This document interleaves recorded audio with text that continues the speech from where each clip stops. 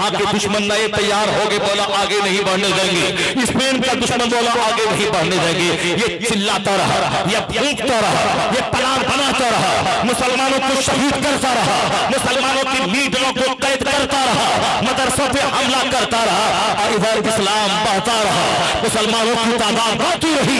अभी 50 साल पहले कहा था इस्लाम हटा देंगे, मुसलमान मिटा देंगे। आज मालूम है दुश्मनी बढ़ती गई। आज 200 करोड़ मुसलमान हैं जिसके नाम के साथ तब से मोहम्मद जुड़ा हुआ है। या 200 करोड़ मोहम्मदी फौज दुनिया में यह बता रही है, चाहे गिरिराज रहे या यतीन्द्र सिंहानंद रहे, ये सारे खबीस मरदूद को ये अपनी जबान बंदी करने दे। इस्लाम उस सच्चाई का नाम है कि जब जब दुश्मनी बढ़ी है तब तब गुलामान मोहम्मद की तादाद में इजाफा होता चला गया है।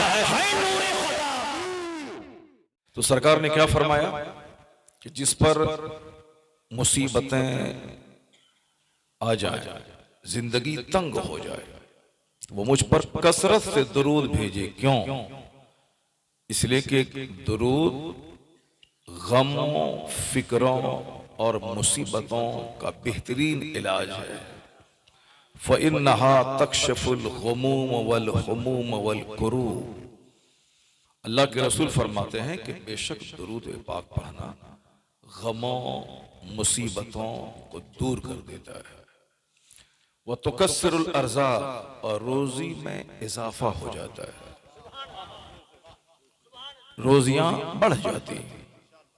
आका फरमाते हैं वह तक़ज़िल हवाइज, जो भी जायज और नेक हाजतें हों वो सारी हाजतें पूरी हो जाती हैं। दुरूद पाक इस कदर मुसीबतों का इलाज है, अल्लाह तक पहुंचने का सबसे आसान रास्ता है। इबादतों की लज्जतों के हासिल करने के लिए दुरूद पाक का विर्द एक तिर्याक का दर्जा रखता है। बीमारियों का शानदार इलाज है दुरूद पाक। अपने सीने के जंग को साफ करने का एक जबरदस्त तरीका है दुरूद पाक। विलायत की मंजिलों को तय करने का एक शानदार वजीफा है दुरूद पाक। अपनी गुफ्तगू में असर पैदा करने के लिए एक जबरदस्त नुस्खा है दुरूद पाक पढ़ना। क्या बात, बहुत अच्छा। अपनी हाजतें रब से मनवाने के लिए एक शानदार वसीला है दुरूद पाक। जब इतने बड़े फवायद हैं दुरूद पाक के, तो हम सुन्नियों ने ये समझ लिया है कि मौलाना साहब जिसे खुतबा पढ़ते हैं, उसी तरह उसी खुतबे का एक हिस्सा है दुरूद पाक, जो वो एक रस्म अदा करते हैं। हालांकि ऐसा नहीं है। पहले महफिलें दुरूद हुआ करती थी जिसमें 100-200 बार लोग दुरूद पढ़ते थे। 5 मिसरे नात के पढ़े, फिर सारे लोग मिलकर दुरूद पढ़ते थे। मौलूद सादी, मौलूद अकबर और भी बहुत सारी किताबें महफिल मिलाद की हैं। तो हम लोगों ने बचपन में 45 साल पहले देखा, अपने नाना को हर जुमेरात के दिन महफिल मिलाद करते थे, और जितने लोग रहते थे सब कम से कम 100 बार दुरूद तो जरूर पढ़ते थे। रब्बे सल्लिम अला रसूलिल्लाह, इसको खूब पढ़ते थे लोग, यानी महफिल दुरूद कह लीजिए उसको। तो अभी दुरूद पाक को लोगों ने एक रस्म समझ लिया कि मौलाना साहब ही पढ़ेंगे। ऐसा नहीं है। एक बार दुरूद पढ़ने से 10 नेकी मिलती है, 10 गुनाह माफ होते हैं, 10 दर्जे बुलंद होते हैं। तो मैं चाहूंगा कि सारे लोग मिलकर मोहब्बत से, कोई खामोश न रहे, इबादत समझकर, अल्लाह के हुक्म की तामील समझकर सारे लोग मिलकर दुरूद पाक पढ़ें, बुलंद आवाज से पढ़ें। अल्लाहुम्मा सल्ली अला सय्यदना व मौलाना मुहम्मदिन मअदिनिल जूद वल करम व आलिहि व बारिक सलातो व सलाम अलैका या रसूलल्लाह सल्लल्लाहु तआला अलैहि वसल्लम। अगर हमारे भाइयों को शदीद हाजत हो तो वो अगर जाते हैं तो कोई शिकायत नहीं है, लेकिन अगर खिताबत से बेरगबती की वजह से अगर जा रहे हैं तो शिकायत है। शिकायत है कि आपने दिलकश भाई, हबीब भाई, ये तमाम फैजी ब्रादरान से जबरदस्त नाते आपने समाअत की, लेकिन आपने उकताहट का मुजाहरा करके महफिल से आप भागे नहीं। लेकिन जब कुरान हदीस की बात सुनाने की बारी आती है तो आप अगर चले जाते हैं, ये एक शिकायत की बात है और अच्छी बात नहीं है। अल्लाह तबारक व तआला दीनी मजलिसों की कद्र करने की तौफीक अता फरमाए। तो आज मैं गुफ्तगू का आगाज करता हूं एक मजमूई गुफ्तगू से। चूंकि सबसे पहली बात तो है कि तकरीर होती क्यों है, जलसा जुलूस क्यों मुनक़िद होते हैं, उसके ताल्लुक से कुरान शरीफ की एक आयत में आया है कि कुंतुम खैर उम्मतिन उखरिजत लिन्नास तअमुरून बिल मारूफ व तनहौना अनिल मुनकर। You are the best community, यानी एक कौम मुस्लिम तुम बेहतरीन गिरोह हो, तुम बेहतरीन जमाअत हो। इस दुनिया में मखलूक तो बेशुमार है, लेकिन सबसे सुपीरियर मखलूक ये इंसान है, सबसे सुपीरियर। बाज नुक्ते नजर से ये इंसान कभी कभी फरिश्तों के लिए काबिल रश्क हो जाता है। जिसके अंदर गुनाह की ख्वाहिश नहीं हो, वो अगर गुनाहों से बच रहा है, ये कमाल नहीं है। कमाल है कि गुनाहों की ख्वाहिश दिल में है, उसके बावजूद बंदा सब्र का पत्थर रख के गुनाहों से बच रहा है। ये कमाल की बात है, अच्छी बात है। सुभान अल्लाह, सुभान अल्लाह। फरिश्ते नूरी मखलूक हैं, वह नूर से पैदा हुए हैं। फरिश्ते खाते नहीं हैं, फरिश्तों में शहवत नहीं है, औरतों की चाहत भी नहीं है, क्योंकि वह नूरी मखलूक है। अब अगर फरिश्ते करोड़ों साल से हालत सजदा में, हालत क़याम में अगर हैं, तो बहुत बड़ी बात है। लेकिन अगर वो गुनाहों से बचते हैं तो इस एंगल से देखा जाए तो चूंकि गुनाहों की ख्वाहिश वहां नहीं है, इसलिए अगर गुनाहों से बचा जा रहा है तो इंसान की नेकी के मुकाबले में बहुत बड़ी बात नहीं है। चूंकि इंसान के सीने में खाने पीने की ख्वाहिश है, इंसान को औरतों की चाहत है, इंसान को कपड़े की चाहत है, इंसान को मकान की चाहत है।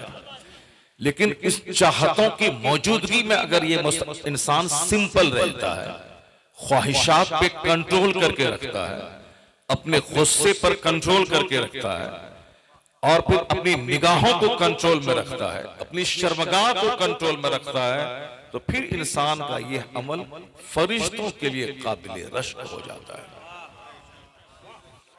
चूंकि इंसान में गुनाहों की चाहत है, इसीलिए कहा गया है कि एक जवान अगर तौबा करता है कि अब मैं बुराई नहीं करूंगा, नेक बनूंगा, 70 बूढ़ों की तौबा से अल्लाह उतना खुश नहीं होता जितना एक जवान की तौबा से खुश होता है। इसलिए खुश होता है क्योंकि बूढ़े की ख्वाहिशात अब मिट चुकी है, उनके हाथ और पांव में राशा तारी है, उनकी रीढ़ की हड्डी टेढ़ी हो चुकी है, कमर उनकी साहब झुक चुकी है, उनके आज़ा जवाब दे चुके हैं, उनकी ख्वाहिशात मर चुकी हैं। वह तौबा ना करे तो क्या करे, वो मस्जिद ना जाए तो क्या करे। लेकिन वो जवान जिसके सीने में खूबसूरत खवातीन को देखने की तमन्ना है, जिनके बदन में शहवत की आग लगी है, जो 18 से लेकर 30 साल की उम्र के पीरियड से गुजर रहा है, वो जवान अगर निगाहों को नीची रखता है, वो जवान अगर अपनी शर्मगाहों को कंट्रोल में रखता है, क्योंकि आग लगी है बदन में शहवत की, मगर अल्लाह के डर से, रसूल पाक से शर्म करते हुए, अपनी खुददारी और गैरत का ख्याल करते हुए, समाज में एक अच्छा मैसेज देने के लिए अगर अपने आप को गुनाहों से बचाता है, तो अल्लाह 70 बूढ़ों की तौबा से ज्यादा उस जवान की तौबा से खुश होता है। सुभान अल्लाह, सुभान अल्लाह। बहुत अच्छे, बहुत खूब। इसलिए कमाल है इस इंसान का, जो इंसान ख्वाहिशात के जंगल में रहने के बावजूद वो तहज्जुद गुजार हो जाए, वो अल्लाह वाला हो जाए, उनकी निगाहें बची रही। इसलिए बुखारी शरीफ के एक हदीस में आया है, मैं तमहीदी तौर पर कुछ बातें करता हूं, उसके बाद फिर मैं तकरीर पे आता हूं और मैं जरा मौजूदा वक्त के इस्लाम दुश्मनों की खबर में लेता हूं।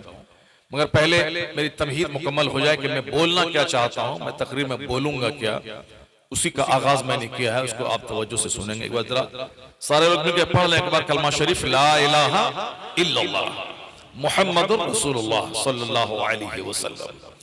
और एक बार बड़ा बुलंद आवाज से अस्सलातु वस्सलामु अलैका या रसूलल्लाह। तमहीद मेरी थोड़ी सी मुकम्मल हो जाए, उसको मैं मुकम्मल करने के लिए मैं हदीस पाक पढ़ लेता हूँ। अकाल इस्लाम फरमाते हैं कि सबअतुन युज़िल्लुहुमुल्लाह फी ज़िल्ली यौम ला ज़िल्ला इल्ला ज़िल्लु। बुखारी शरीफ की हदीस में आया कि क़यामत का दिन होगा जिस दिन कोई साया नहीं होगा, ये दुनिया फना हो जाएगी, कोई दरख्त नहीं रहेगा, कोई मकान नहीं रहेगा, कोई पहाड़ नहीं रहेगा, क्योंकि जमीन बिल्कुल परपट मैदान हो जाएगी। पहाड़ों को अल्लाह रब्बुल इज्जत खत्म कर देगा, ये पहाड़ रूई के गाले की तरह उड़ेंगे। वैज्ञानिक कहते हैं कि कयामत के दिन पर विश्वास तो नहीं है, अलबत्ता ये है कि अगर दुनिया का सिस्टम में थोड़ी सी भी गड़बड़ी हुई तो दुनिया का विनाश हो जाएगा।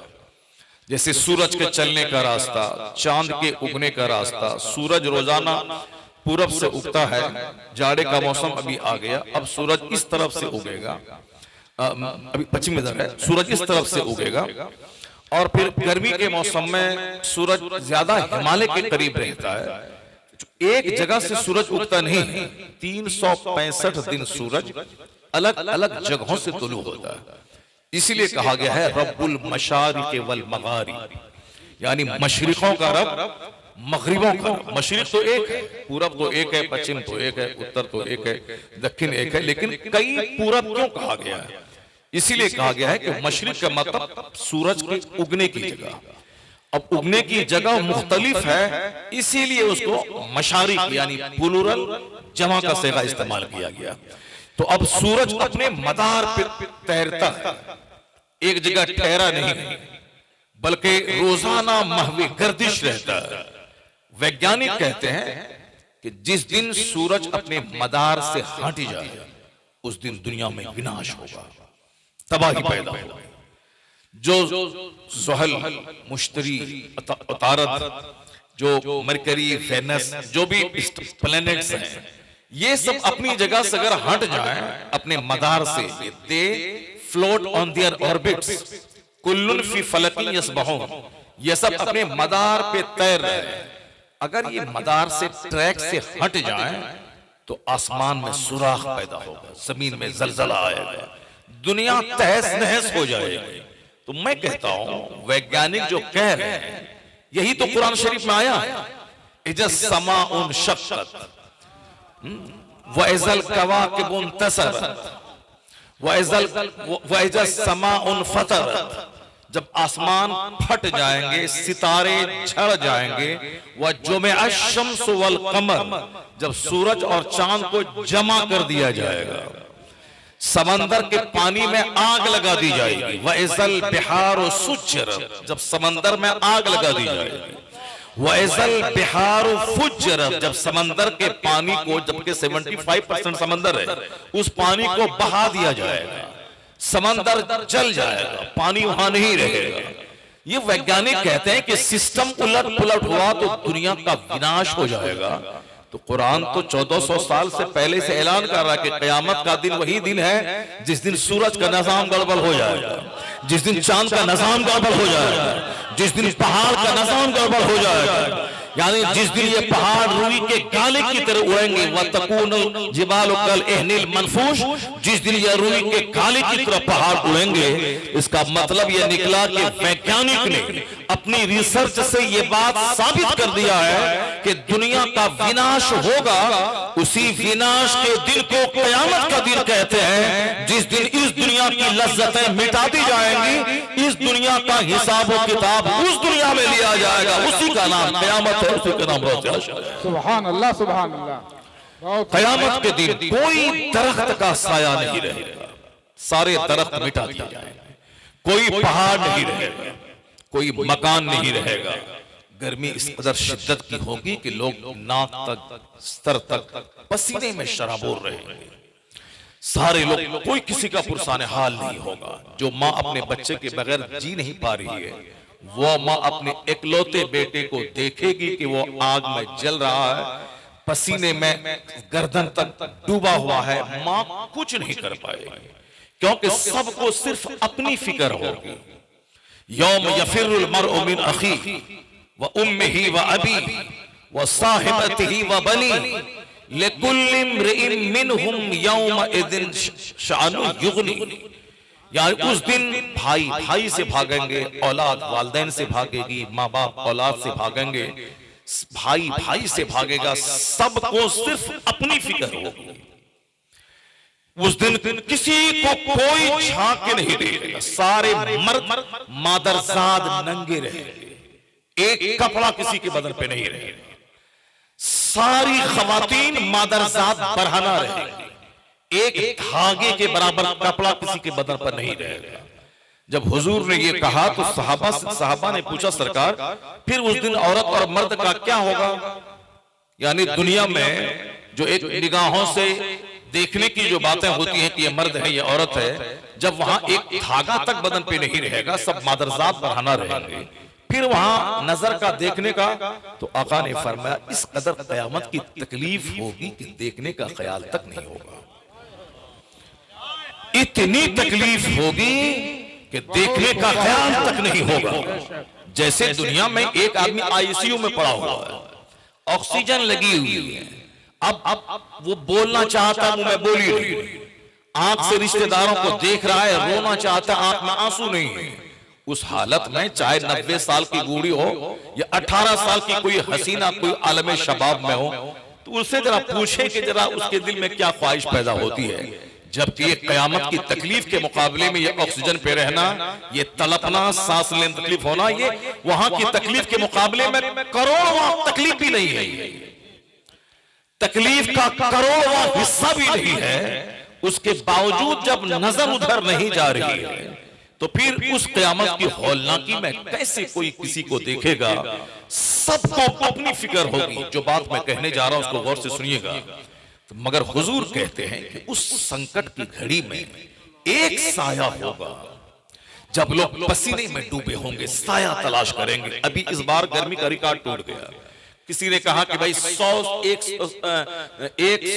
1906 में जो गर्मी आई थी, ये 2024 में वही गर्मी आई, यानी 100 कुछ साल का रिकॉर्ड इस बार की गर्मी ने तोड़ दिया।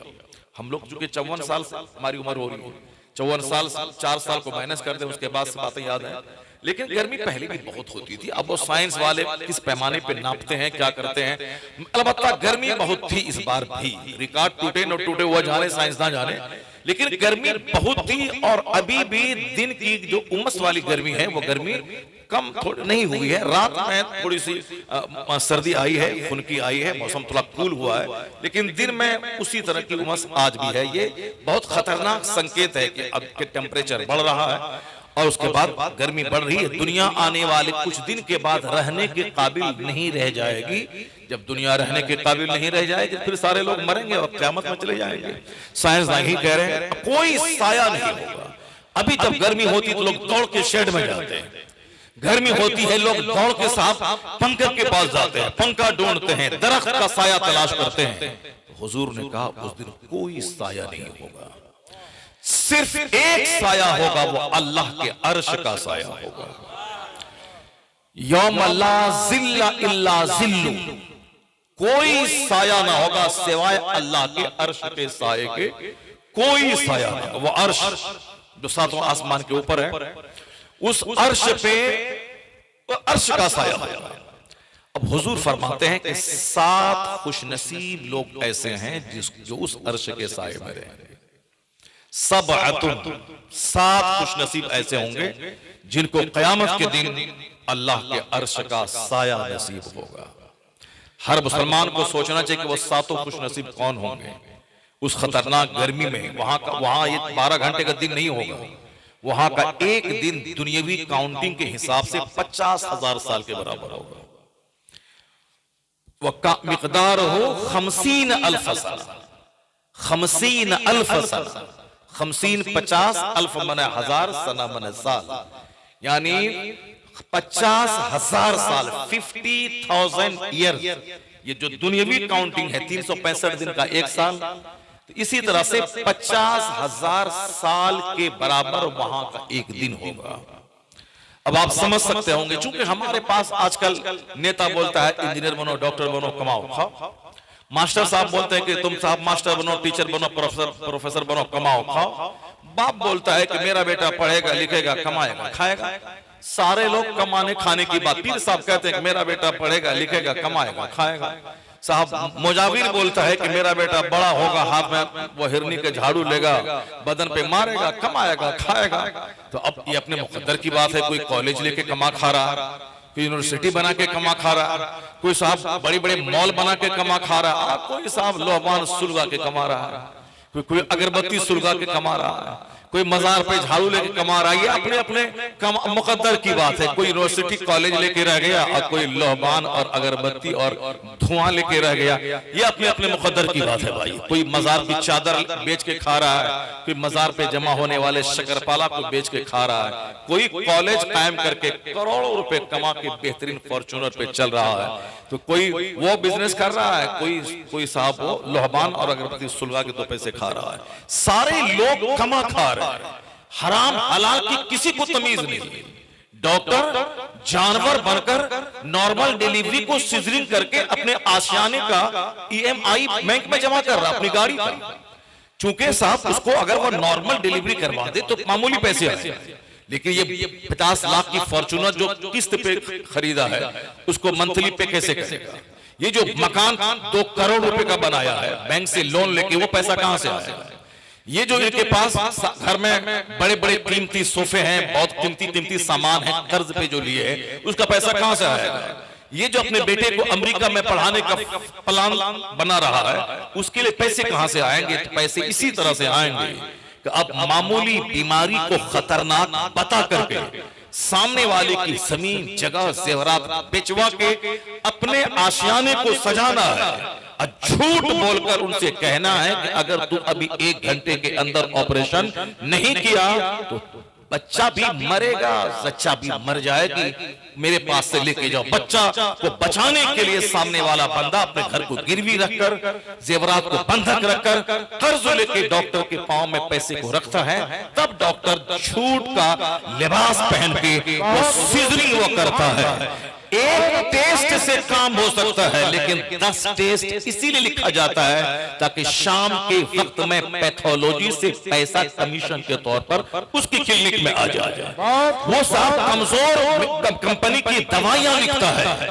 एक दवाई से फायदा हो सकता है, वह जानता है बंदा कि सिर्फ एक दवाई काफी है, लेकिन चूंकि वो 10 दवाई इसलिए लिखता है ताकि हम अगर मेडिकल हॉल से इसकी दवाई 5,000 की मैंने मंगवाया है तो वहां से कमीशन मुझको 500 रुपए आना है, तो ताकि चारों तरफ से पैसे आए, तो बेटे को मैं पढ़ाऊं, मकान का कर्जा मैं चुकाऊं और गाड़ी की EMI जमा करूं। तो लोग कहते हैं, मैं नहीं कहता, लोग कहते हैं ये डॉक्टर है, इंसान नहीं है।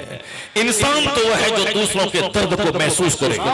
इंसान वो है जिसमें ह्यूमैनिटी हो, इंसान वो है जिसमें जेंटिलिटी हो, इंसान वो है जिसमें ऑनेस्टी हो। ना इसमें जेंटिलिटी है, ना इसमें ऑनेस्टी है, ना इसमें ह्यूमैनिटी है। इसमें सिर्फ ग्रीड है, सिर्फ लालच है, हिर्स है, हवस है, विशेष है, डिजायर्स है, तमन्ना है कि दूसरों की जमीन बेचवा कर अपनी तमन्नाओं को फुलफिलमेंट करना है।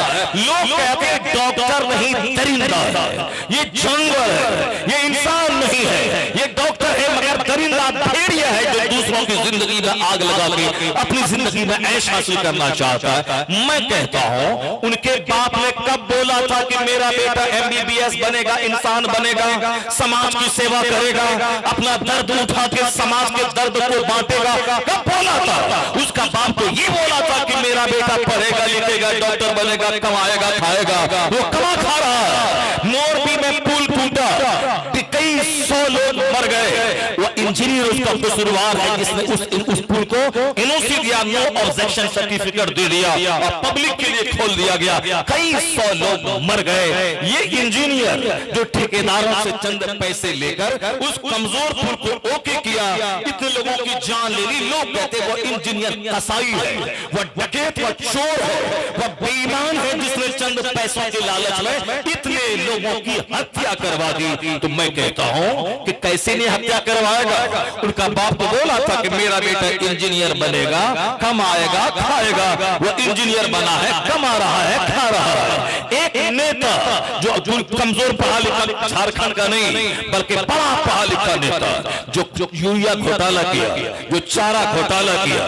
जो ताबूत घोटाला किया, जो कोयला घोटाला किया, जो चीनी घोटाला किया, जो जानवर के चारे का घोटाला किया, ये जाहिल नहीं है। वो मधुपुर में ठेला लगाने वाला, प्याज बेचने वाला, या सड़क के किनारे चादर बिछा के बच्चों की बनियान और बच्चों का साथ बेचने वाला वो नहीं है। ऑक्सफोर्ड के पढ़े हुए लोग हैं, वह कैम्ब्रिज के पढ़े हुए लोग हैं, वह हार्वर्ड के पढ़े हुए लोग हैं। इसलिए तो कहा जाता है कि गरीबों ने भारत को उतना लूटा नहीं है, जाहिलों ने जितना इन पढ़े लिखे सफेद पोशों ने हिंदुस्तान के खजाने को लूटा है। हिंदुस्तान के पढ़े लिखे लोग हैं, तो पढ़े लिखे लोगों तो बाप तो बोला था कि मेरा बेटा नेता बनेगा, कमाएगा, खाएगा। कब बोला था कि मेरा बेटा खुद मुसीबतें उठा के समाज की सेवा करेगा, खुद पैदल चल के समाज की सेवा करेगा।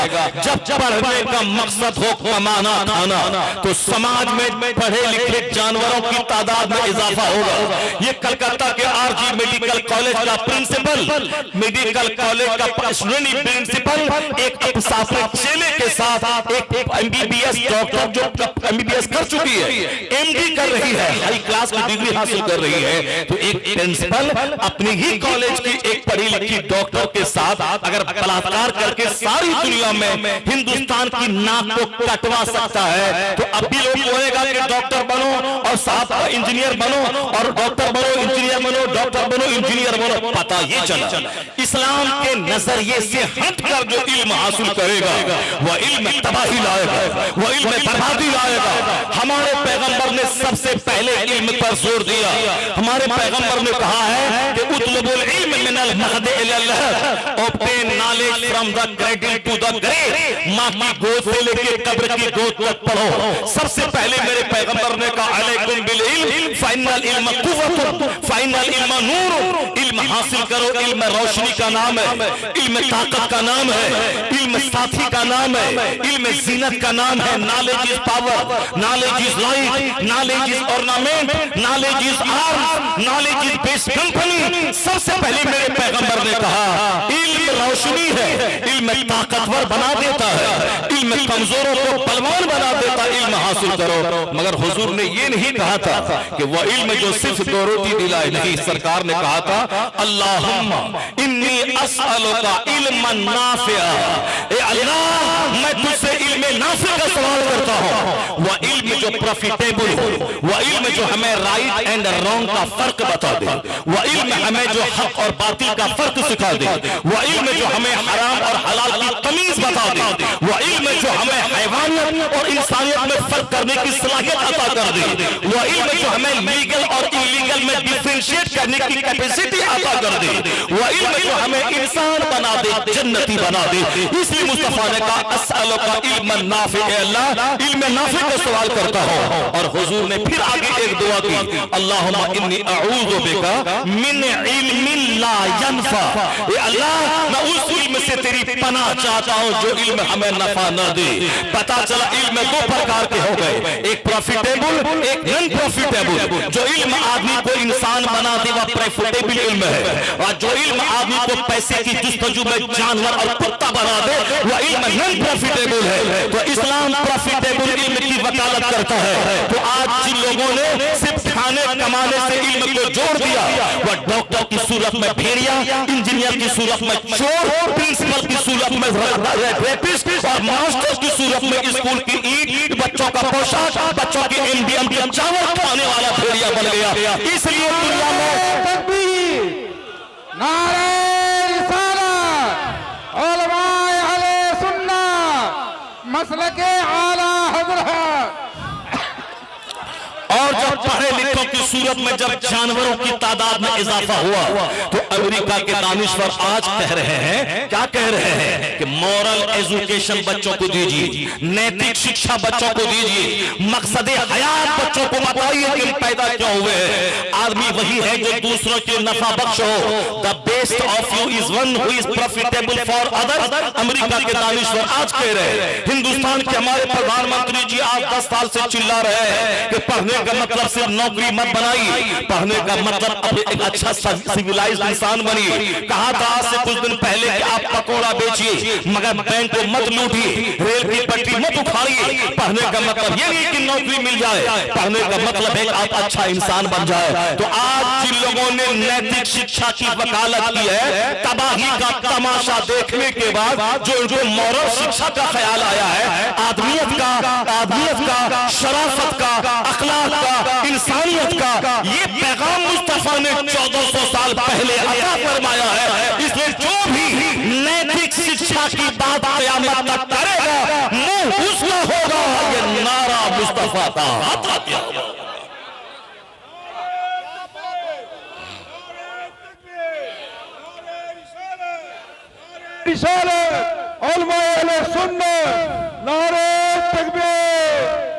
जब तक नजरिया नहीं बदलेगा समाज इसी तरह पढ़े लिखे जानवरों की सूरत में तब्दील होता जाएगा। इसी तरह अब अगरचे मैं ये नहीं कहता कि हमारे बेटे भाई मदरसे में पढ़ने वाले लोग 100% सारे अच्छे जन्नती और सारे के सारे आदमियत के जेवर से आरास्ता होते हैं। मुमकिन है कि दुनिया को देखकर कुछ डाउनफॉल, कुछ गिरावट यहाँ भी आई है। कुछ मेरे दोस्त भी हमारे यहाँ कुछ बिगड़े हैं दुनियावी तमन्नाओं के चक्कर में, इनकी नमाजें भी कम हुई हैं, साहब इनकी दाढ़ियां भी छोटी हुई हैं, इनके सर से टोपियां भी हटी हैं। ये भी हराम और हलाल की तमीज खो के मदरसा मस्जिद की प्रॉपर्टी को जाती प्रॉपर्टी समझकर, ज़कात के माल को माल गनीमत समझकर इस्तेमाल किए हैं। मगर ये परसेंटेज कम है, 10% मान लें। 90% आज भी यहाँ इस मदरसे की चटाई से जो लोग बाहर निकल के आए हैं उसमें अल्लाह का डर है, रसूल पाक से हया और शर्म है, उसको क़यामत का खौफ है कि अल्लाह के हुजूर मुझे खड़े होकर हिसाबो किताब देना है। चूंकि इनके घर में इनके बाप भी कहते हैं कि बेटा क़यामत कायम होगी, हमें वहां इस दुनिया का सारा हिसाब देना होगा। आज जिस दिन ये अपने बच्चों को स्कूल में दाखिला करवाते हैं, फर्स्ट क्लास से लेके आखिरी क्लास तक, हर क्लास में इनको पहले दिन से लेके आखिरी दिन तक ही पढ़ाया जाता है, बेटे ये हलाल है, ये हराम है, ये जायज है, ये नाजायज है, ये अच्छा है, ये बुरा है, ये करना है, ये नहीं करना है। जो कहता है कि मदरसे में आतंकवादी जन्म लेते हैं, वह सिर्फ झूठ नहीं बोले, वह किसी भी मदरसे में एक दिन जाए, सुबह से लेके शाम तक सारे क्लास में चुपके से भेष बदलकर टोपी लगा के जैसे भी जाना हो वह जाए और हर क्लास में 1 घंटा बैठ के देखे कि बच्चे से लेके हाई क्लास तक हमारे मदरसे की टीचर क्या पढ़ाते हैं। यही पढ़ाते हैं झूठ बोलना हराम है, सच बोलना अच्छा काम है, जुआ खेलना हराम है, ज़िना करना हराम है, सूद खाना हराम है, दूसरों की बहू बेटी पे बुरी निगाह डालना हराम है, दाढ़ी मुंडाना, चूंकि औरतों को दाढ़ी नहीं है, वो दाढ़ी उस पर आ जाए तो ऐब की बात है, मगर मर्दों की हुनर की बात है दाढ़ी। चूंकि अल्लाह ने इनको दाढ़ी दी, औरतों को दाढ़ी नहीं दी है, तो औरतों के चेहरे पे दाढ़ी हो जाए तो ये जिस्मानी कमजोरी ऐब है, और मर्द अगर दाढ़ी मूंड ले तो ये इसकी जिस्मानी कमजोरी है, ऐब है, ये इसके लिए ऐब है। दाढ़ी औरतों के लिए हुस्न नहीं है, दाढ़ी का ना होना उनके लिए हुस्न है, और दाढ़ी का मर्दों के लिए होना ये हुस्न है। चूंकि इसकी कुव्वत दाढ़ी के साथ कनेक्टेड कर दिए गए हैं, इसलिए जो मर्द औरत बनना चाहे इसे मूंड कर, तो इसका मतलब है वह कुव्वत मर्दानगी का खून कर रहा है, वह नेचुरल सिस्टम का मजाक उड़ा रहा है, आने वाली नस्लों को नामर्दी की तरफ धकेल रहा है। क्योंकि कुदरत ने उनको दाढ़ी नहीं दी है और तुमको दाढ़ी दी है, इसलिए नहीं कि वो दाढ़ी लगा ले और तुम दाढ़ी मूंड लो। अगर उल्टा पुल्टा हुआ तो दुनिया में फसाद पैदा होगा। पहले दिन से लेकर आखिरी दिन तक यही बताया जाता है, तो मैं ये पहनना है, ये ये नहीं पहनना है, तुम्हें ये खाना है, तुम्हें ये नहीं खाना है, तुम्हें ये बोलना है, तुम्हें ये नहीं बोलना है, तुम्हें सोना है ऐसे, जागना है ऐसे, पेशाब पाखना करना है ऐसे, शादी ब्याह करना ऐसे। यानी इंसानियत की तालीम पहले दिन से लेके आखिरी दिन तक मदरसे में हो रही है। और जब तक ये मदरसा हमारा मजबूत था, समाज वलियों से भरा था, समाज कुतुब से भरा था, समाज मर्दान से भरा था, समाज शरीफों से भरा था। जिस दिन ये प्रोटेक्शन घट गया, मदरसे में ताले लग गए, हमारे मालदार किस्म के लोग मदरसों में पढ़ाना अपने बच्चों को बंद कर दिया, वो चंद गरीब किस्म के लोगों की परवरिश की जगह मदरसा हो गई। गवर्नमेंट ने भी आतंकवादी कह के मदरसों में ताला लगा दिया। तो इंसान बनाने की फैक्ट्री को जब बंद कर दिया जाएगा और जब पैदावार घटेगी तो फिर इंसान कहां मिलेंगे? आज ये फैक्ट्री कमजोर है, इसलिए आज शरीरों से, डकैतों से, चोरों से, पढ़े लिखे घोटालाबाजों से समाज भरा है। आज मैं आवाज देता हूं कि फिर इंसान बनाने की फैक्ट्री को दोबारा आबाद किया जाए। जहां मदरसे का प्रोडक्शन, वहां इंसान की तादाद बढ़ी तो चोरों की तादाद घटेगी, वलियों की तादाद में इजाफा हो जाएगा।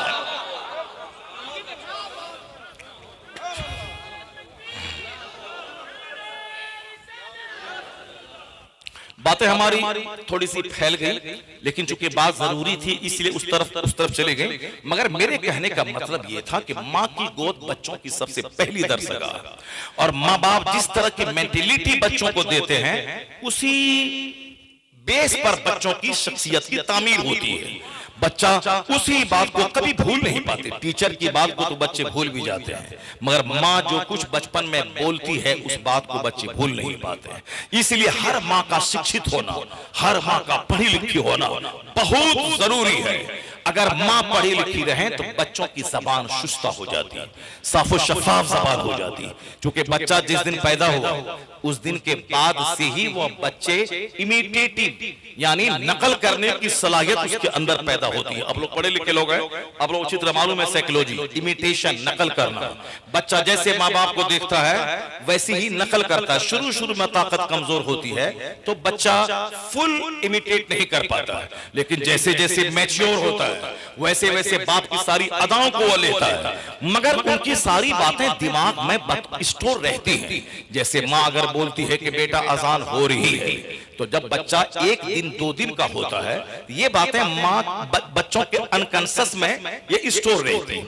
लेकिन जैसे ही वो 10, 11, 12 महीने के बाद बच्चा बोलना शुरू करता है तो वो बच्चा कभी नहीं बोलेगा कि अजान हो रहा है। क्यों? चूंकि माँ से सुन सुनकर पूरे 10, 11, 12 महीने से जो बातें लाशऊर में जमा हैं, जब जबान पे बोली जारी होती है यही बातें लाशऊर से निकल करके इनके शऊर में जबान से जारी हो जाती है।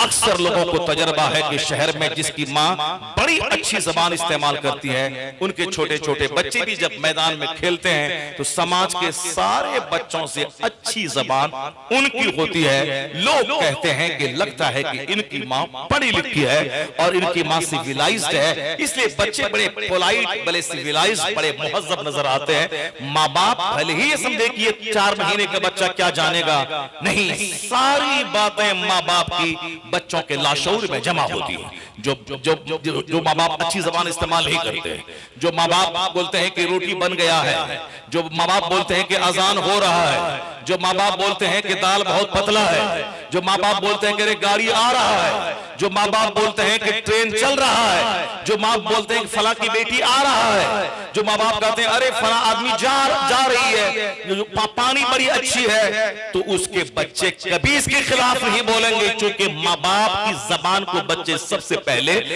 इंगेज करते हैं, वही जबान दोहराते हैं। इसलिए माँ बाप का पढ़ा लिखा होना बहुत जरूरी है। आज ये बातें दब गई, सिर्फ माल जरूरी है, माँ का चेहरा खूबसूरत हो। कोई अपने आने वाले बच्चों के ताल्लुक से सोचकर शादी ब्याह में कदम नहीं उठाता है कि हमारे बच्चे अच्छे हों तो इसके लिए माँ अच्छी हो, हमारे बच्चों की जबान अच्छी हो उसके लिए माँ की जबान अच्छी हो, हमारे बच्चे का कैरेक्टर अच्छा हो उसके लिए माँ का कैरेक्टर अच्छा हो, हमारे बच्चे की पर्सनैलिटी मजबूत हो उसके लिए माँ और बाप की पर्सनैलिटी अच्छी हो। इस पॉइंट पे कोई गौर नहीं करता, कहता है नहीं नहीं ये सब कहने की बात है, हम बना लेंगे, हम सजा लेंगे, हम चला लेंगे, हम जैसे चाहेंगे वैसे हो जाएगा। एक आदमी जो कैंसर से पीड़ित है, वो आदमी जब बच्चा जन्म देगा तो उसका बच्चा रुस्तम और गामा पहलवान हो जाए, ऐसा नहीं होगा। समाज में अक्सर यही देखा जाता है, जिसका बाप हष्ट पुष्ट होता है उनके बच्चे भी तंदुरुस्त तवाना मोटे होते हैं, और जिनका बाप किसी बीमारी से ग्रस्त चेहरा पिलपिला रहता है उनके बच्चे भी सूखते पकते रहते हैं। इसलिए कि माँ बाप के ब्लड से बच्चों की तामीर होती है। ऐसा नहीं होता है कि मैं आम का पेड़ लगा दूं उसमें से सेब निकल जाए, हो जाएगा, हम चाहेंगे तो हो जाएगा, तावीज लगा देंगे तो सेब निकल जाएगा, लगा दे गेहूं नहीं कुछ नहीं, अल्लाह चाहेगा तो गेहूं के खेत से बासमती चावल आ जाएगा, अल्लाह चाहेगा तो आसमान से पानी की जगह हीरा बरसेगा, अल्लाह चाहेगा आसमान से पानी की जगह सोना बरसे। लेकिन अल्लाह का सिस्टम ये नहीं है कि आसमान से सोना बरसे, सिस्टम है कि पानी बरसेगा। अल्लाह का निजाम ये नहीं है कि मैं लगाऊं आम वहां से सेब निकले, अल्लाह का सिस्टम है कि आम के पेड़ से आम, सेब के पेड़ से सेब निकलेगा। अल्लाह चाहे तो गेहूं लगाए वहां से हीरा निकल जाए। मैं कुदरत का सिस्टम ये नहीं है कि मैं लगाऊं गेहूं और वहां से बासमती चावल आ जाए, ये निजाम ये साफ फितरत के खिलाफ है। कुदरत का निजाम है मौसम का बदलना, रात दिन का आना, बच्चे का पैदा होना, जवान होना, बूढ़ा होना, मर जाना। अगर लोग नहीं मरते तो दुनिया में एक तिल रखने की जगह नहीं होती, वरना लोग पैदा होते हैं, मर जाते हैं, दूसरे लोग फिर जवान होते हैं। इस तरह दुनिया का सिलसिला करोड़ों साल से चलता जा रहा है। ये निजाम है, इसमें कोई फर्क नहीं पैदा होगा। ऐसा नहीं कि सारे लोग खाने कबा का खिलाफ थाम ले कहें कि रात ही रहे, दिन नहीं निकलेंगे, दिन में गर्मी होती है, नहीं होगा। इस चाहे सारे लोग दुआ करते करते मर जाए, सिस्टम में तब्दीली नहीं होगी। रात आएगी, दिन आएगा, मौसम बदलेगा, जाड़े गर्मी के बाद बरसात आएगा, बरसात के बाद जाड़े का मौसम आएगा, मौसम बदलेगा, दिन रात बदलेंगे, हालात बदलेंगे, मौसम में बहार आएगा, मौसम में खिज़ा आएगा। ये कुदरत का सिस्टम है। उसी सिस्टम का हिस्सा ये भी है। जब तुम दुनिया में सिस्टम देख रहे हो तो ऐसा सिस्टम ना होगा कि माँ रहे डाइन और बच्चा कुतुब पैदा हो जाए, बाप रहे जोकर और बच्चा कुतुब पैदा हो जाए, बाप रहे पिलपिला और बच्चा फली पैदा हो जाए। नहीं, तुमने देखा कि एक औरत है जिसके चेहरे पे कोई गुनाह का दाग नहीं है, जिसकी जबान पे कभी गाली के लफ्ज नहीं आए, जिसका हाथ कभी गुनाह नहीं किया है, जिसके पांव से कभी गुनाह की तरफ नहीं चले, जिसके पेट में कभी हराम हजा नहीं गई है, जिसकी आंख कभी बहती नहीं है। बाप प्यार से बोलता है मेरी बेटी गोंगी है, क्या मतलब उनकी जबान से कोई गंदे लफ्ज नहीं निकले हैं। बाप प्यार से बोलता है मेरी बेटी लूली लंगड़ी है, यानी ये पांव गुनाह की तरफ नहीं उठा है, ये हाथ गुनाह की तरफ नहीं गए हैं। जब खातून इस तरह सर से लेके पांव तक गुनाहों से सेफ हो और फिर मर्द भी इस तरह हो कि रात भर सजदा और दिन भर जिहाद है ताकि समाज से क्राइम को मिटा दो, समाज से जुल्म को मिटाओ, समाज से अहंकार मिटाओ, समाज से घमंड मिटाओ। जिहाद का मतलब ही यही होता है, समाज से अहंकार मिटाना, समाज से घमंड मिटाना, समाज से क्राइम मिटाना, समाज से जराइम मिटाना, समाज से मजालिम को मिटाना। इसी का नाम जिहाद है, स्ट्रगल करना। साली अगर एक आदमी की वजह से 1000 आदमी तक हिदायत का पैगाम नहीं पहुंच रहा है, उस एक आदमी को सरह करके रास्ते से हटा दिया जाए ताकि 1000 आदमी तक हिदायत की शमा पहुंच सके, उस तो ईमान का नूर फैल सके। यही है जिहाद का मफहूम कि एक की वजह से 1 लाख को आग में नहीं डाला जाएगा। अगर एक मर जाए 1 लाख आदमी जन्नती हो जाए, उस आदमी का मारना जुल्म नहीं इंसाफ है कि एक की वजह से करोड़ों आदमी हिदायत से महरूम न हो जाए। तो अब रात दिन भर जिहाद करना है और रात भर सजदा करना है। तो अब मर्द अगर एक बार इत्तेफाक से हालत इस्तिरार में अगर कोई पानी की सतह पे बह रहा हो तो इतना बड़ा एहसास सेंसिटिव कि क़यामत के दिन अल्लाह अगर पूछ लिया तो क्या जवाब दूंगा। चलो इस दाग को धोया जाए। एक छोटा सा गुनाह जो हराम भी नहीं था बल्कि तकवा के खिलाफ था, उसको अगर गुनाह कभी हो गया, नेकी में रात गुजारने वाला एक छोटी सी गलती हुई, उस गलती का दाग धोने के लिए वो अंदर से परेशान हो गया कि मैं तो बगैर पूछे हुए मैंने खा लिया। अब पता लगाते हुए कि कहां से फल आया होगा, देखा दूर चलने के बाद एक बाग है, एक दरख्त की टहनी पानी की तरफ झुकी हुई है, उसी से फल पक के पानी की सतह पे गिर रहा है। कहा कि ही इसी दरख्त का वो फल होगा जिसको मैंने खाया है। मालिक के पास पहुंचा, कहा मैं मुजरिम हूं। का कौन सा जुर्म? कहा आपके दरख्त का फल पानी की सतह पे बह रहा था, मैंने उसे खा लिया। एहसास हुआ कोई तो इसका मालिक होगा, उस मालिक की मर्जी के बगैर मैं खाया हूं। कल क़यामत के दिन अगर अल्लाह ने मुझसे सवाल किया तो मेरा क्या जवाब होगा? क्या पूरी जिंदगी अपने घर में आखिरत की बात नहीं करने वाला, अपने बच्चों को अल्लाह से नहीं डराने वाला, हिसाब किताब की बात नहीं करने वाला, मैदान महशर की गर्मी का चर्चा घर में नहीं करने वाला। कितने करोड़ों लोग दुनिया में पैदा हुए मर गए, मौत की सच्चाई अपने बच्चों के सामने नहीं रखने वाला। अगर वो चाहता है कि मेरा बच्चा क़यामत की तैयारी करे, कभी नहीं होगा। जब माँ बाप बच्चों के सामने आखिरत बोलते हैं, मरने के बाद कब्र का चर्चा करते हैं, तब बच्चों को लगता है कि अगर मैं कल मर गया तो आखिरत के मेरे पास क्या सरमाया है। ये बाप का रोल रहता है कि बच्चों के दिल दिमाग में अल्लाह का डर, आखिरत की फिक्र अता करता है। और आज 90% घरानों में, पढ़े बेपढ़े सब घरानों में सिर्फ माल कमाने, मकान बनाने, गाड़ी का तो चर्चा है, मगर आखिरत का चर्चा कहीं नहीं है। जन्नत का चर्चा कहीं नहीं मिलेगा, जहन्नम की आग से बचने का चर्चा कहीं नहीं मिलेगा। नतीजे में हमारी सोच इसी तरह की हो गई कि माल चाहिए चाहे जहां से आ जाए। लेकिन वो बच्चा जो एक ऐसा फल खाया, वो जवान जो ऐसा फल खाया जिसका खाना हराम भी नहीं था, खिलाफे तकवा था, कोई बड़ा जुर्म नहीं था, क्योंकि पानी की सतह पे कोई सेब बह रहा हो तो उसका खा लेना हराम भी नहीं है, क्योंकि उस माल को हालत इस्तरार में तो साहब दूसरों नाजायज चीजों को भी खा लेना जायज है। यहाँ तो भूख की शिद्दत का गलबा था और फिर एक जायज चीज को खाया है, लेकिन एहसास है तकवा के खिलाफ है। क़यामत में क्या जवाब दूंगा अगर पूछ लिया गया कि बगैर मालिक से पूछे हुए तुमने ये फल क्यों खाया? हुजूर मैं मुजरिम हूं, जो मुझे माफ कर दिया जाए। माफ कहा कि ठीक है मैं माफ तो कर दूंगा, क्योंकि इतनी बड़ी सोच का मालिक जवान कहां दूर दराज उस दयार में मिलता था। इसलिए बात का मालिक को कहा कि इसकी पेशानी में नूरे विलायत चमक रहा है, इसकी थोड़ी सी तरबियत कर दी जाए, इस पर निखार पैदा कर दिया जाए। शर्त रख दी कि तुम्हें 10 साल मेरे यहाँ नौकरी करनी पड़ेगी, जुर्म छोटा सा और इतनी बड़ी सजा, मगर क़यामत के डर से अल्लाह के खौफ से राजी हो गया, कहा माफ कर दे चाहे कितना भी इसके लिए मुझको जितनी मेहनत करनी पड़े। जब 10 साल की मुद्दत पूरी हुई, कहा बाबा अब तो माफ कर दे। कहा एक शर्त मेरी और है, लूली लंगड़ी अपाहिज गोंगी एक बेटी है मेरी, उससे तुझको निकाह करना होगा। ये तो 10 साल की नौकरी से भी ज्यादा कड़ी शर्त थी कि लूली लंगड़ी अपाहिज औरत को खिलाना पिलाना पेशाब पखाना करवाना, उसका सारा बोझ उठाना जब तक वो जिंदा रहेगी, जब तक ये जिंदा रहेगा।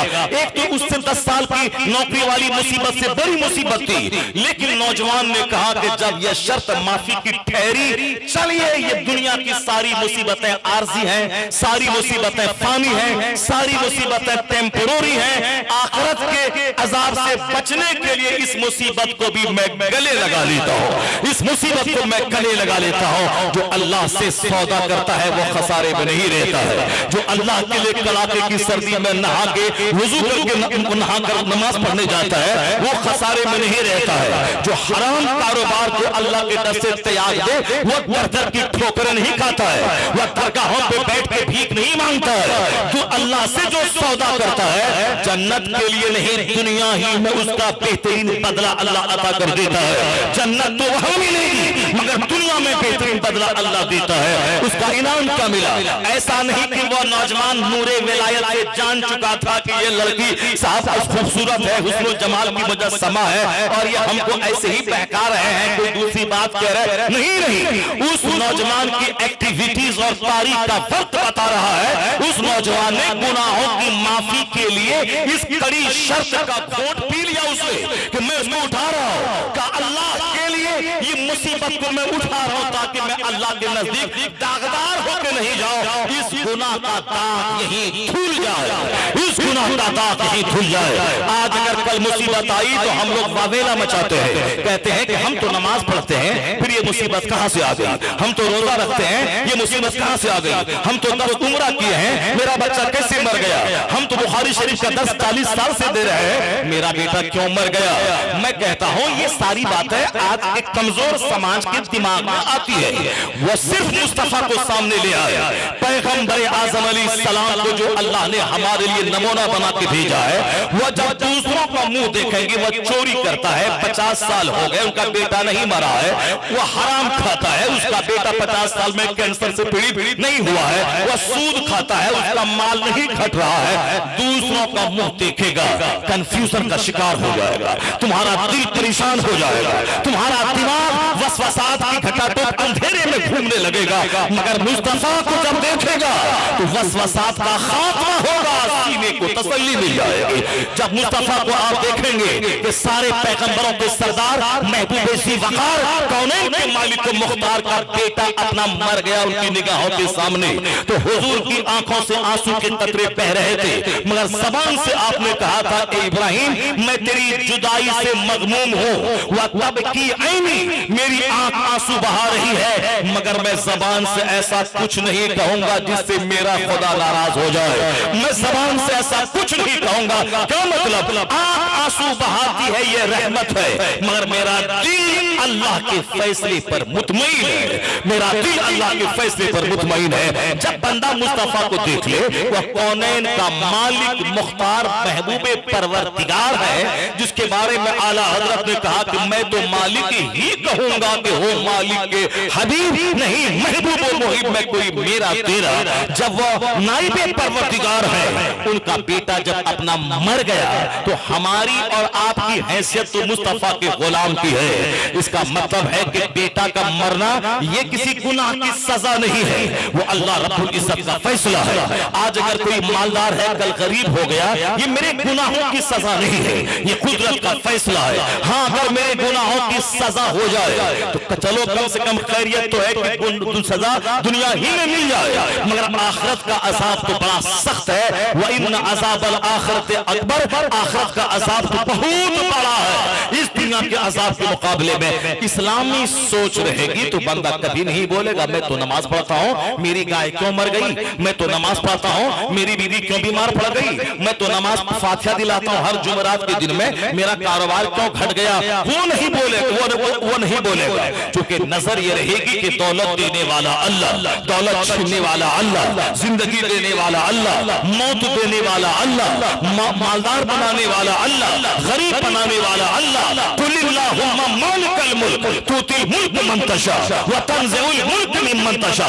सारे बादशाहों का बादशाह है वो खुदा, जिसे चाहता है इज्जत हुकूमत देता है, जिससे चाहता है छीन लेता है, जिसे चाहता है इज्जत बंद देता है, जिसे चाहता है जलील करता है। अभी हमने समझ लिया कि हमारे मुल्क की हुकूमत ये हमारे हाथ में है, हम बनाते हैं, हम बिगाड़ते हैं, हम वोट देते हैं, इसीलिए हुकूमत बनती है। इस तदबीर को मैंने हम कहना शुरू किया कि हम ऐसा करते हैं, हमारे लोगों ने फादा वफाई की, सारे लोग यूनाइट नहीं हुए, वोट हमारा फट गया, मशीन खराब हो गई, ये सारी जाहिरी तदबीरें हैं। जैसे खेती अगर कमजोर हो गई, वक्त पे पानी नहीं दिया गया, वक्त पे खाद नहीं दिया गया, खेती कमजोर हो गई, बज़ाहिर एक तदबीर की कमी है, तदबीर की कमी है, वरना हकीकत में वो एतमाद है कि अल्लाह जिसे देना चाहे कोई रोक नहीं सकता, अल्लाह जिसे मना करना चाहे कोई दे नहीं सकता। हकीकत में तकदीर पर यकीन करना यही है सब्र का सबसे बड़ा जरिया, और यही है सुकून और तसल्ली हासिल करने का सबसे बड़ा जरिया। और हुजूर ने फरमाया है फला तकुल लौ फइन्न लौ तफ्तहु अमल शैतान। हुजूर ने कहा कि तुम काश अगर मगर को जगह मत देना, ये मत कहना कि काश अगर मैं बाप को लेके एम चला गया होता तो मेरा बाप बच गया होता, काश हम इस वक्त में अभी नहीं जाते ट्रेन में तो ट्रेन की पटरी में मेरा बेटा नहीं कटता, काश और इन केस लौ मना होता है काश। अगर हुजूर कहते हैं अगर वगर मत बोला करो, क्योंकि लफ्ज़े लौ शैतानी सोच के दरवाजे खोलता है।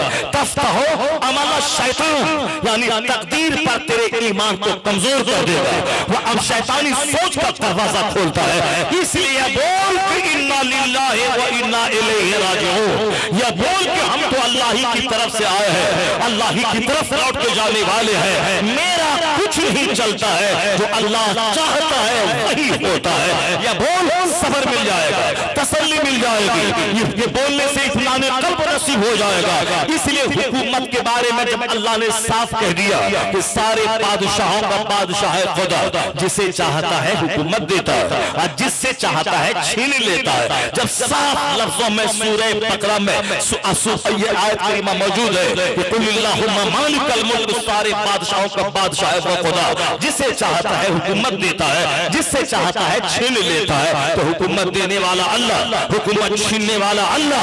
तो फिर तुम बज़ाहिर तदबीर करो कि एक वोट दे दो, एक वोट का तुम मालिक को दे दो, बाकी अब होगा वही जो इस आयत करीमा में लिखा गया है कि हुकूमत देने वाला अल्लाह है, हुकूमत छीनने वाला अल्लाह है। जब उस पर यकीन बैठेगा तो चाहे कोई मोदी आए या कोई मधुपोआ आए या कोई पंडित आदित्य जोगीनाथ आए, कोई नीतीश कुमार आए या कोई तेजस्वी आए, चाहे कोई ममता बनर्जी आए, चाहे हेमंत सोरेन आए या हेमंत का भाई चंपई सोरेन आए, आखिर में यही बोलेगा कि अल्लाह मेरा मालिक है, जिसे चाहता है हुकूमत देता है, जिससे चाहता है छीन लेता है।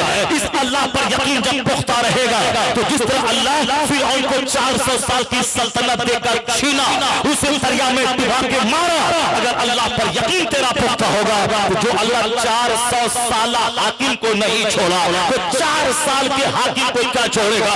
इसलिए यकीन पुख्ता कर ले, अपने रब पर यकीन मजबूत कर ले और अमल अच्छा कर। तो जो अल्लाह कल के फिरौन को नहीं छोड़ा वो अल्लाह आज के फिरौन को भी नहीं छोड़ेगा। हुकूमत देने वाला अल्लाह है, हुकूमत छीनने वाला अल्लाह।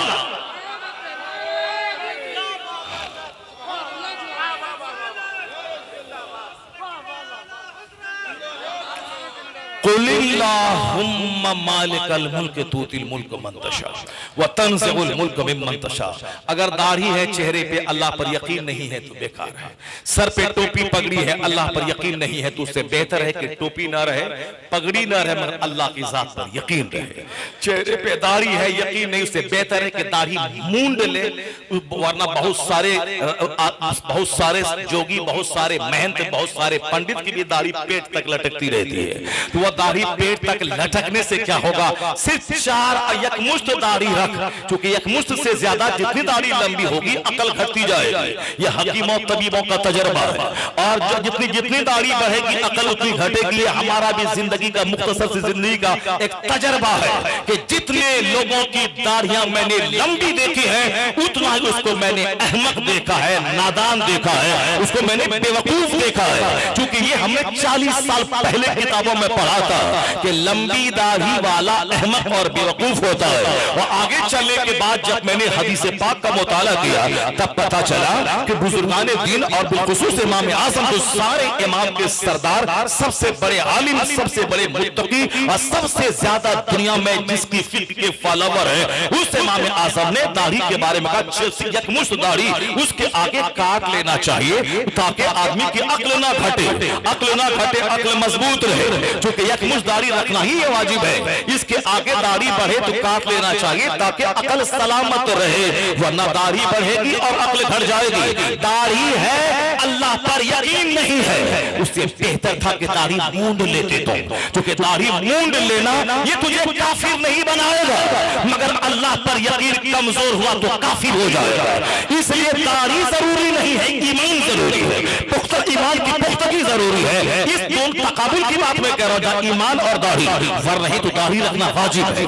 बाज़ नौक़े निगाह से दाढ़ी करना हराम है, दाढ़ी रखना इस्लाम की अलम पहचान है, शार है। लेकिन जहां ईमान और दाढ़ी का तकाबुल होगा कि ईमान कमजोर है, दाढ़ी नाफ तक लटकी हुई है, उससे बेहतर था कि दाढ़ी तुम मूंड लेते, मगर अल्लाह पर यकीन पुख्ता होता।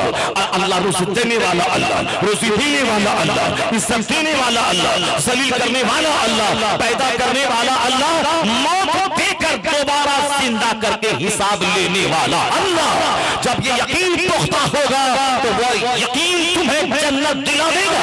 इसलिए कि यकीन से बढ़कर कोई दौलत नहीं। यकीन का मतलब ईमान, और क़यामत के करीब जो चीज दुनिया से उठा ली जाएगी वो यकीन है कि आदमी के सर पे दाढ़ी पगड़ी रहेगी, सर पे पगड़ी टोपी रहेगी, चेहरे पे दाढ़ी रहेगी, मगर दिल में ये बात रहेगी अगर झूठ नहीं बोलेंगे तो पैसा कहां से मिलेगा, अगर चोरी नहीं करेंगे तो पैसा कहां से मिलेगा, अगर मैं ये गुनाह नहीं करूंगा तो पैसा कहां से मिलेगा, अगर मैं ग्रुप में लगा करके अगर मैं पैसा नहीं लूं, सूदी पैसा न उठाऊं, ये घर कैसे बनेगा, या ईएमआई कैसे जमा होगा। यकीन दुनिया से उठा लिया जाएगा तो लोग कपड़ा छाड़ते रहेंगे, दाढ़ी रखते रहेंगे, पगड़ी पहनते रहेंगे और साफ मूंछ तरस मुंडवाते रहेंगे, मूंछ रखते रहेंगे। जब यकीन ही नहीं है, इसका कोई वैल्यू नहीं है। इस्लाम इस पे जोर देता है, बोलो मैंने अल्लाह पर ईमान लाया, मेरा रब मालिक खालिक राज़िक है, और उसी पे जम जा। ये जम जाना तेरे दिलों के इत्मीनान का जरिया है, क़यामत में बख्शिश का जरिया है। तो ईमान पुख्ता होना चाहिए, वह ड्रेस से कोई मतलब नहीं होता है। पंजाबी पहने के जुब्बा पहने, या सब आप साहब पायजामा के नाम पे ट्राउजर पहने, और आज की तारीख में चूंकि पैंट और शर्ट किसी यहूदी, किसी नसरानी, किसी मुशरिक की अलामत नहीं रह गई है, एक जनरल सा लिबास हो गया है। तो जो पंजाबी और जुब्बा में बेयकीनी रहे कि नहीं झूठ बोलेंगे तो बच्चा मर जाएगा, उससे बेहतर है कि तू पैंट पहन, तू शर्ट पहन, और तू दाढ़ी मूंड ले, और विश्वास कर कि अल्लाह से सौदा करने वाला खसारे में नहीं रहता है। मेरा बच्चा मर जाए मैं झूठ कभी नहीं बोलूंगा। तू यकीन करके दे और तू बोलेगा कि अल्लाह रब्बुल इज्जत पे यकीन करने वाला कभी खसारे में नहीं।